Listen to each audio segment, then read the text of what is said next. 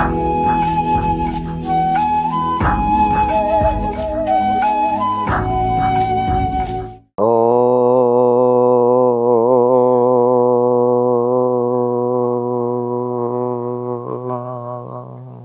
గురుభ్యో నమః. శ్రీ మహాగణాధిపతయే నమః. శ్రీమాత్రే నమః. నీళాతుంగస్తనగిరితటీ సుప్తముద్బోధ్య కృష్ణం పారార్ధ్యం స్వం శృతిశతశిరసిద్ధమధ్యాపయంతి స్వోచ్ఛిష్టాయాం స్రజినిగళితం యా బలాత్కృత్య భుంక్తే గోదా తస్యై నమ ఇదమిదం భూయ ఏవాస్తు భూయః. శ్రీ భూనీల సమేత గోదా రంగనాథ స్వామినే నమః. కర్కటే పూర్వ ఫల్గుణ్యాం తులసీ కాననోద్భవాం పాండ్యే విశ్వంభరాం గోదాం వందే శ్రీరంగనాయకి. శ్రీరంగనాయకి అయినటువంటి గోదాదేవి శ్రీరంగాన్ని చేరాలి అనేటటువంటి ఆశయంతో పరమ ప్రయోజనంతో శ్రీవ్రతాన్ని చేయడం ప్రారంభించింది. దానికి గాను తాను ఉన్నది శ్రీవిల్లిపుత్తూరు అయినా దానినంతా నందవ్రజంలాగా భావన చేసింది. తన చెలులందరూ గోపికలుగా తాను కూడా గోపికగా తనని తాను భావన చేసుకుంటూ వస్త్రధారణాధికాలు కూడా గొల్లల వలె, అంటే ఆనాటి గొల్లల వలె, గోవులను పాలించేటటువంటి వారి వలె తనని తాను మలచుకుంది. కుడి పైట వేసుకుని చీర కట్టుకోవటం, పెడకొప్పు పెట్టుకోవడం. పెడకొప్పు అంటే ఎడం వైపుకి ఇలా కొప్పు, మధ్యలో కాకుండా ఈ పక్కకి తిప్పి ఇట్లా కొప్పు పెట్టుకోవడం. ఇటువంటివన్నీ కూడా పూర్తిగా వేషధారణతో సహా భాషతో సహా మార్చుకుని తన మనసు కూడా గోపికగా మార్చుకుంది. తానొక్కతే అటువంటి ఫలితాన్ని పొందడం కాదు, తనతో పాటు తన చెలులందరూ కూడా పొందాలి అనేటటువంటి ఒక గొప్ప ప్రేమ భావన. ఎందుకంటే ఆనాడు గోపికలు కాత్యాయని వ్రతం చేసినప్పుడు కూడా ఒక్కరూ కాకుండా అందరూ కలిసి చేశారు కదా. అదే ఈనాడు తాను పాటించాలనుకుని గోపికలందరినీ నిద్ర లేపుకుంటూ వచ్చింది. ముందు వ్రత నియమాలు చెప్పింది, వ్రతం తాలూకు ఫలితాన్ని చెప్పింది. తరువాత ఒక్కొక్క గోపికని మేల్కొల్పుతూ వచ్చింది. ఈ గోపికలందరూ ఒక్కొక్కరిది ఒక్కొక్క లక్షణం. వీరెవ్వరూ భగవంతుడికి విముఖంగా ఉన్నటువంటి వారు కాదు, కానీ తమ సాధన భిన్నంగా ఉంది. సాధనని చేస్తూ చేస్తూ దాంట్లోనే తన్మయమైపోయి ఇదే పరమ సిద్ధి అని అనుకున్నారు తప్ప అంతకన్నా ముందుకు సాగాలన్న ధ్యాస కూడా లేనటువంటి వారు, నిద్రపోతున్న వారు, అప్పటికే యోగ సిద్ధిని పొందినటువంటి వారు, భగవంతునితో తాదాత్మ్యం చెంది ఉన్నటువంటి వారు, ఇలా ఒక్కొక్కరు ఒక్కొక్క విధమైనటువంటి వారందరినీ మేల్కొల్పుతూ వచ్చింది. ఎందుకు అంటే ఆనందానుభూతిలో తాను మునిగిపోయి ఉండడం పరమార్థం అయినా తనకి ఇంతకు ముందు పూర్వాచార్యులు ఏ విధంగా అయితే తాము పొందినటువంటి అనుభూతి మిగిలినటువంటి వారు కూడా పొందాలి అని ఆనందానుభూతి స్థాయి నుండి దిగి వచ్చి అందరినీ తమ స్థాయికి తీసుకెళ్లే ప్రయత్నం చేశారో అది తాము కూడా చెయ్యాలి కదా. ఆ చేద్దామనేటటువంటి ప్రయత్నంలోనే ఒక్కొక్క గోపికని నిద్ర లేపుకుంటూ వచ్చింది. 10 మంది గోపికల్ని లేపింది. ఈ 10 మంది గోపికలు 10 మంది ఆళ్వార్లకి సంకేతంగా, ప్రతీకలుగా కూడా మనకి కనపడుతూ ఉంటారు. ఎందుకంటే భగవద్ సేవకు రాకపోవడానికి కలిగిన కారణాలు ఏముంటాయి అంటే భగవద్ ఆభిముఖ్యం ఉంటుంది, భగవంతుణ్ణి చేరుకోవాలని ఉంటుంది, కానీ ఏవో అడ్డంకులు ఉంటాయి. ఆ కారణాలు ఏమిటై ఉంటాయి అన్నది ఈ 10 మందిలోనూ మనకి 10 రకాలుగా కనపడుతుంది ఉన్నాయి. అందరినీ లేపడం జరిగింది. ఇంకా ఎవరిని లేపవలసిన అవసరం లేదు. తనకు అక్కడి నుంచి పర ఇస్తాను అని తమకి వాగ్దానం చేసినటువంటి కృష్ణుణ్ణి చేరుకోవడానికి అందరూ కలిసి బయలుదేరుతూ ఉన్నారు. ఆ బయలుదేరి ఎక్కడికి వెళ్ళారు? అక్కడ వెళ్ళిన ఇల్లు నందుడి ఇంటికి వెళ్ళారు. ఎందుకంటే వీళ్ళు నిద్ర లేపుతున్నది బాలకృష్ణుణ్ణి. అందువల్ల నాయగనాయ్ నింద్రనంద గోపనుడయ్య కోయిల్ కాప్పానే கோடி தோன்றும் தோரணவாசல் காப்பானே மஜிக்கதவம் தாழ்த்திழவாய் அயர் சிறுமியரோ முக்கு அழை பழை மாயன் மணிவண்ணன் தென்னலேவாய் நேர்நான்தான் தூமோமாய் வந்தோம் தூயலெழ பாடுவான் வாயால் முன்னம் மாத்தாதே అమ్మా నీనే సనిలై కదవం నీకేలోరెంబావాయ్. మనమంతా వ్రతం చేద్దాం అనుకున్నటువంటి వాళ్ళందరూ రండి అని చెప్పి వాళ్ళందరినీ తీసుకుని ఎక్కడికి వెళ్ళింది అంటే నందగోపుని యొక్క భవనానికి చేరింది. ఆ భవనానికి ముందు లోపలికి వెళ్ళాలి అంటే ఏం చేయాలండి? తలుపులు తెరవాలి కదా. తలుపులు తెరవాలంటే ఆ బయట తలుపులకి కాపలా ఉన్నటువంటి వారిని, బయట తలుపుల వద్ద కాపలా ఉన్నటువంటి వారిని అడగాలి. అందుకని అంటోంది ఏమని, అందరకు నాయకుడయ్యున్న నందగోపుని భవనాన్ని కాపాడుతున్న భవన పాలక. వీరిని కూడా మనం ప్రార్థించవలసిందే. ఎంతో మంది ఉంటారు, ఎక్కడెక్కడో ఉంటారు, కానీ కృష్ణుణ్ణి కాపాడుతూ ఉన్నటువంటి నందుడి యొక్క భవనానికి కాపలా కాయడానికి చేరారు అంటే వాళ్ళల్లో కొంత ఘనత ఉండాలి. ఎవరిని పడితే వాళ్ళని అక్కడ చేర్చరు కదండి.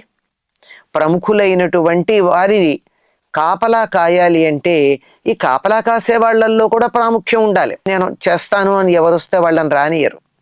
ఎంతో నేర్పరితనం ఉండాలి. లోపల ఉన్నటువంటి యజమాని మీద భక్తి తాత్పర్యాలు ఉండాలి. వారిని కాపాడడానికి తన ప్రాణాన్నైనా ఇవ్వడానికి సంసిద్ధంగా ఉండాలి. ఇవన్నీ ఉంటే కదా ఆ భవనాన్ని కాపాడడానికి వారిని నియమించుకునేటటువంటిది. అటువంటి నందగోపుడి భవనానికి కాపలా కాసేటటువంటి ఓ భవన పాలక.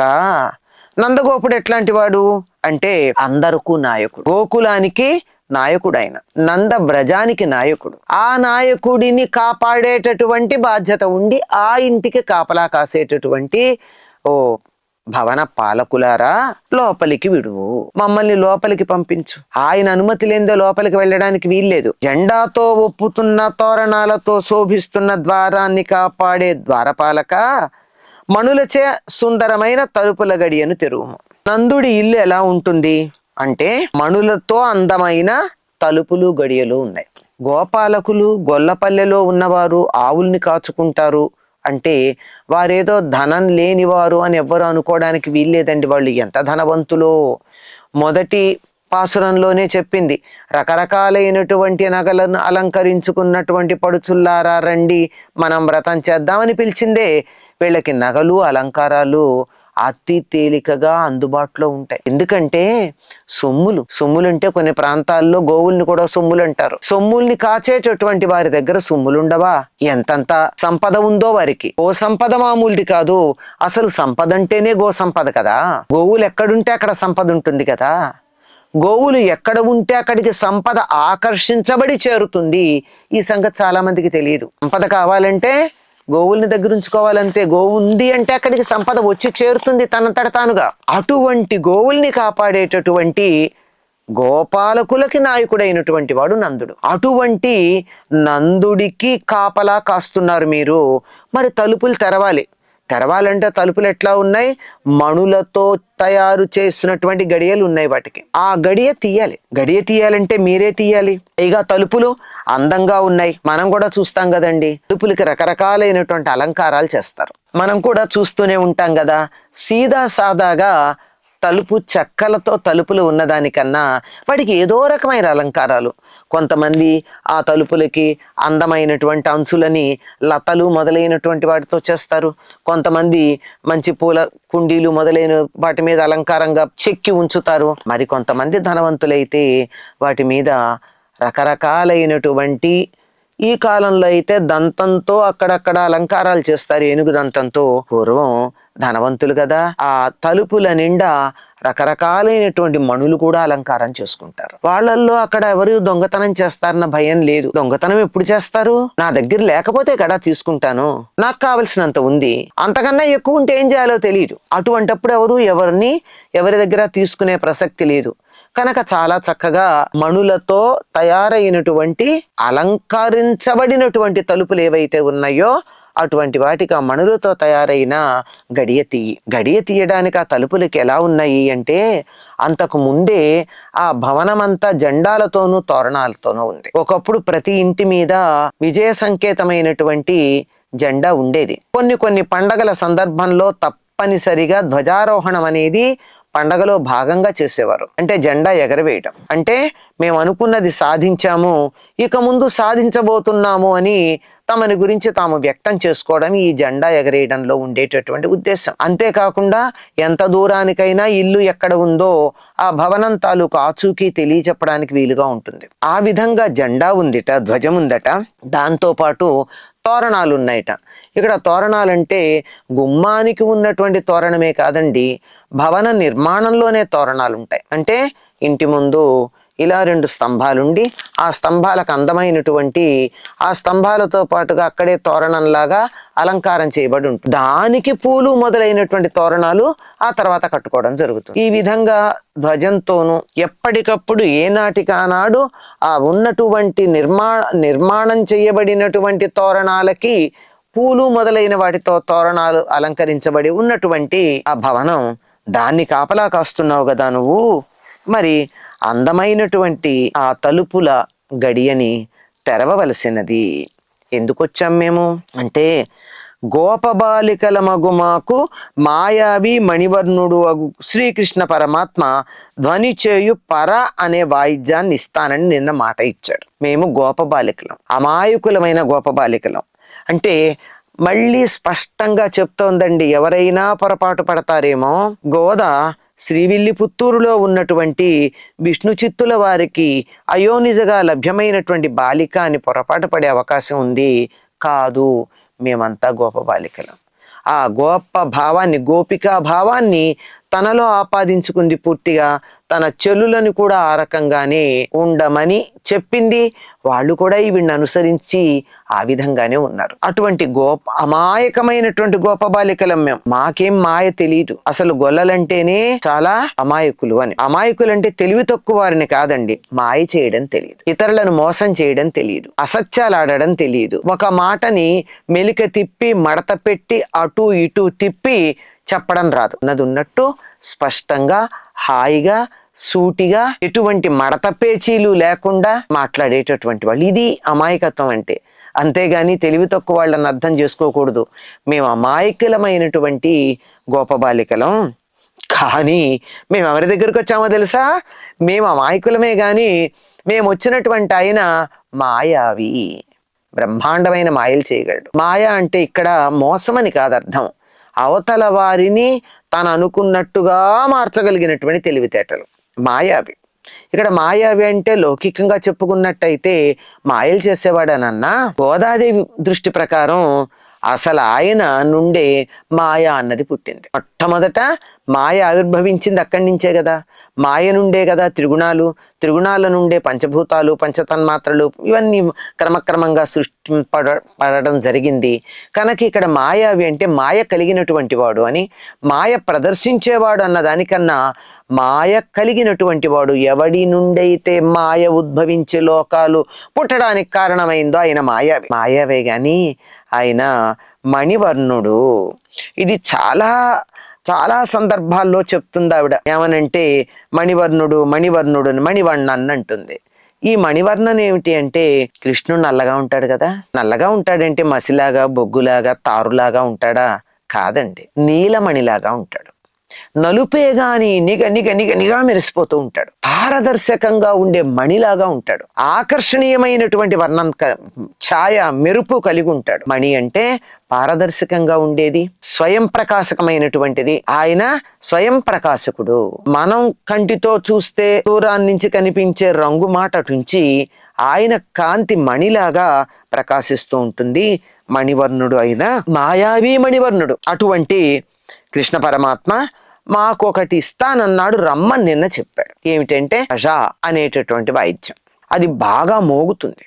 అది ఉన్నది అంటే అక్కడ అద్భుతమైనటువంటి ధ్వని కలుగుతుంది. దాని నుండి వచ్చేటటువంటి ధ్వని ఒక్కసారి ఇలా కొడితే చాలాసేపు అలా గంట మోగినట్టుగా, కంచు గంట ఒకసారి కొడితే ఎంతోసేపు దాని నుండి ధ్వని వచ్చినట్టుగా ఈ పర నుండి కూడా ధ్వని వస్తుంది.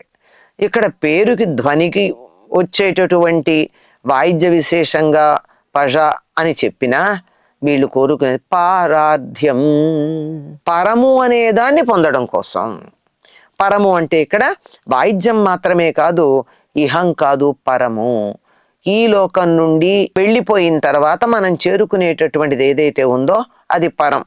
ఈ పరం అనేటటువంటి వాయిద్యాన్ని ఇస్తానని వచ్చాడు. అంతేనయ్యా, వేరే దేనికోసమన్నా వచ్చామనుకుంటున్నారా? రకరకాల కారణాలుగా వస్తారండి. ఒకళ్ళు ఇంటికి ఒకళ్ళు వెళ్ళారంటే ఆ ఇల్లు చూడడానికి, అందులో ఉన్న వస్తువులు తీసుకోవడానికి, చాడీలు చెప్పడానికి, ఇక్కడ విషయాలు తెలుసుకున్న అవతల చెప్పడానికి, ఇలా అనేక ప్రయోజనాలు ఉంటాయి ఒక చోటికి వెడితే. అలాంటివి ఏమీ కాదు.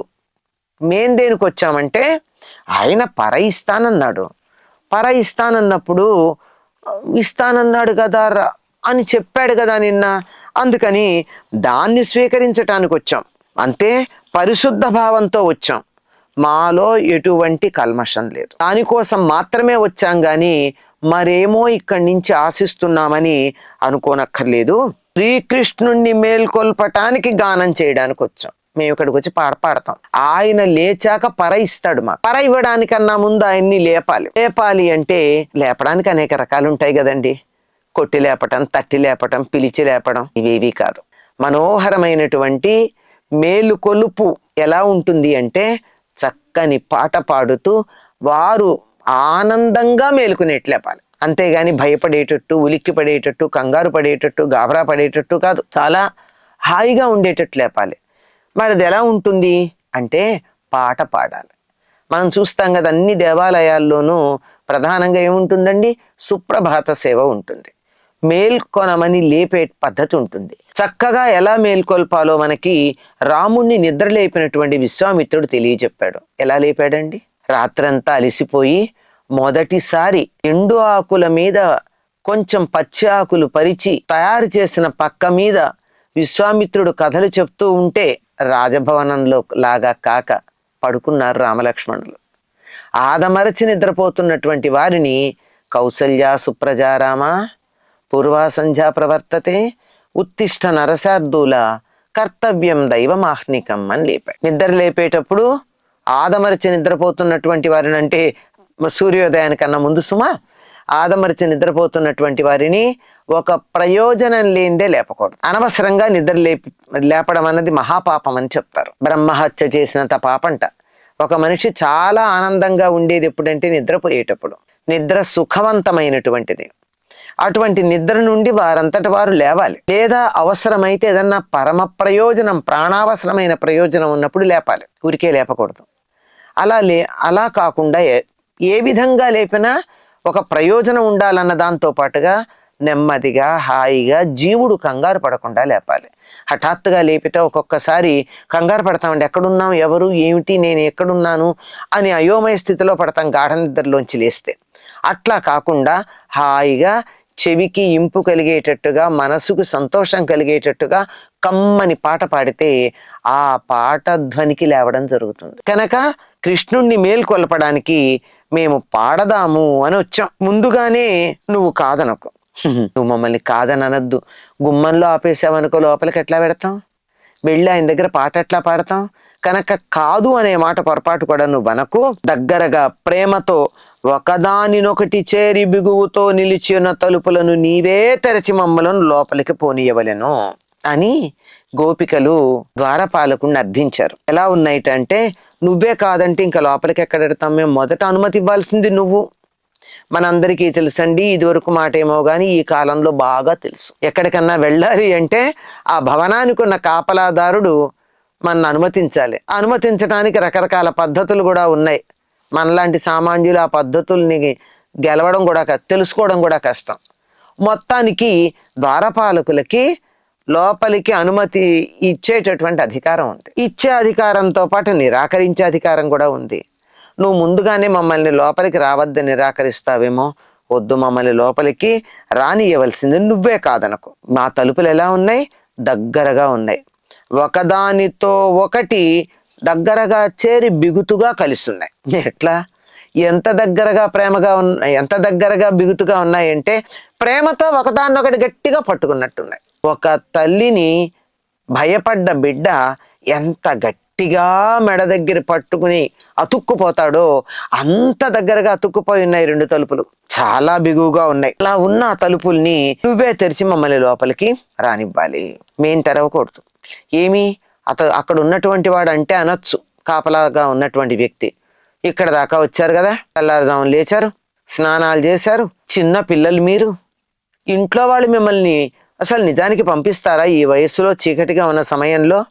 అయినా వచ్చారు అంటే చాలా ధైర్యం ఉంది మీకు, కనుక మీరే తలుపులు తెరవండి ఇంత దూరం వచ్చిన వాళ్ళు అని అంటాడేమో. వద్దు, తలుపులు నువ్వే తెరు అంటే ఇక్కడ పరిపూర్ణమైనటువంటి శరణాగతి. వీళ్ళే తెరుచుకున్నా ఏమంటాడు? తలుపులు తెరుచుకుని ఎడతామయ్యా అనుమతి అని అంటారేమో. అనొచ్చు, అనలేదు. తలుపులు తీయమని అడిగారే తప్ప తలుపులు తాము తీసుకోలేదు. ఇది శరణాగతి.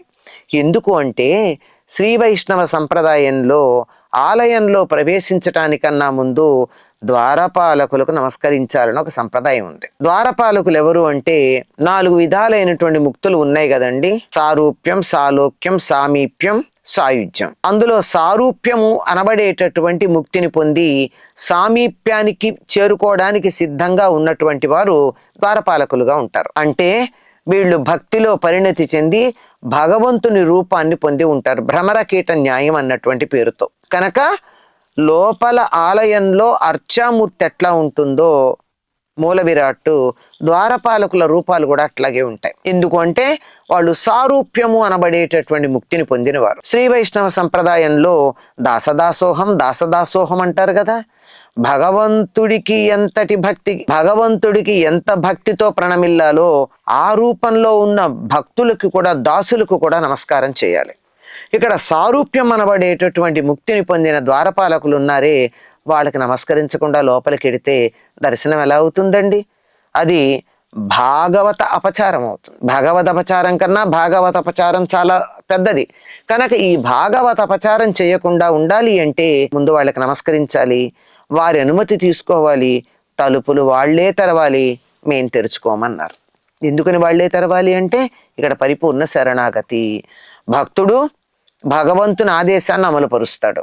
నువ్వు అమలుపరిచే ఆదేశం భగవంతుడిదని మేము పాటిస్తాం, అందువల్ల ఎదురు చూస్తాను తప్ప తలుపులు నీవే తెరవవలెను అని చెప్పి ద్వారపాలకుడిని ప్రార్థించారు. గోదాదేవి, ఆవిడతో ఉన్న సఖులు సోచ్చిష్టమాలికా బంధ గంధబంధురజిష్ణవే విష్ణు చిత్తతనూజాయై గోదాయై నిత్యమంగళం మాదృశా కించన త్రాణబద్ధ కంకణ పాణయే విష్ణు చిత్తతనూజాయై గోదాయై నిత్యమంగళం నిత్యభూషా నిగమ శిరసా నిస్సమోత్తుంగ వార్తా కాంతో యస్యాః కచ విలులితై కాముకోమాల్యరత్నై సూక్త్యా యస్యా శృతి సుభగయా సుప్రభాతా ధరిత్రీ సైషా దేవీ సకల జననీ సించతాం మామపాంగైః మాతా చేత్ తులసీ పితా యది తవ శ్రీ విష్ణు చిత్తో మహాన్ భ్రాతా చేద్యతి శేఖర ప్రియతమ శ్రీరంగధామా యది